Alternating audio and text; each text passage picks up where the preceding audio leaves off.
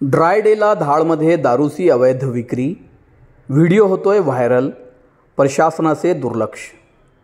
बुलढाणा तालुक्यातील धाळमध्ये दारूची अवैध विक्री जोमात सुरू असल्याने अल्पवयीन मुले देखील दारूचे आहारी जात आहे। अशात गणेश विसर्जनाच्या दिवशी 6 सप्टेंबरला ड्राय डे घोषित करण्यात आलेला आहे। असे असताना देखील धाळमध्ये अवैध दारूची विक्री सुरू असल्याची बाब आज 6 सप्टेंबर रोजी दुपारी 2 वाजेच्या सुमारास एका व्हायरल झालेल्या व्हिडिओमुळे समोर आली आहे।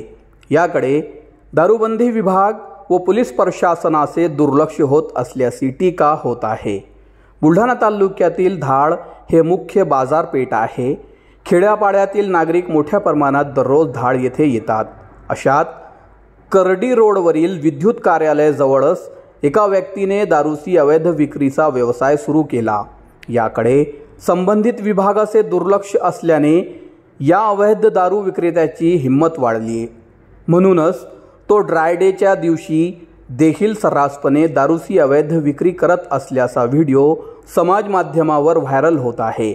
नेमकं व्हिडिओ कधीचा आहे हे सध्या स्पष्ट नसले तरी तो ड्राय डेच्या दिवशी समोर आला। दारूबंदी विभाग व पोलीस प्रशासनाने याकडे लक्ष देण्याची गरज निर्माण झाली आहे।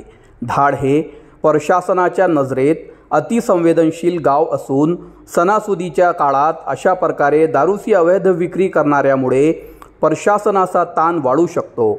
याकडे गांभीर्याने घेणे आवश्यक आहे। मामा एक 90 द्याव पुढं तुम्ही ऐकलं ना, बोलली कुठं 70 पाणी आहे का थंड मामा? 88 या बरं आहे ते वरचं काढा नका टाकू। चकना द्या मामा किधर तक लाव बोलून तेलाच द्या बाबा इकडे